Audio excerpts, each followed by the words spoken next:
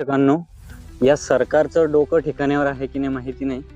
हा रोड इतका चांगला होता, माझ्या गावाकडे जाणारा हा रोड आहे आणि याची अवस्था खूप छान होती. या रोडापेक्षा इतर ठिकाणी ज्या रोडांची अवस्था दुरावस्था झालेली आहे, ते रोड दुरुस्त करणं गरजेचं आहे.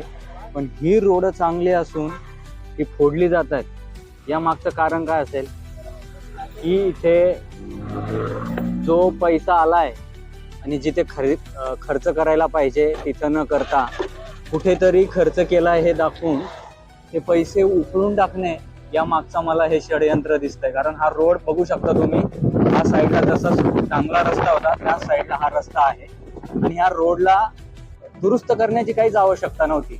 पण यापेक्षाही काही ठिकाणी इतके भयानक रस्ते खराब आहे, ते सोडून चांगले रस्ते फोडून कुठेतरी आलेला पैसा योग्य ठिकाणी न खर्च करता अशा चुकीच्या ठिकाणी खर्च केला जात आहे. तुम्ही इथं बघू शकता रोड आहे आणि हे JCBच्या समोर बघा तुम्ही, किती चांगला रस्ता आहे तरी हा रस्ता फोडला जातोय.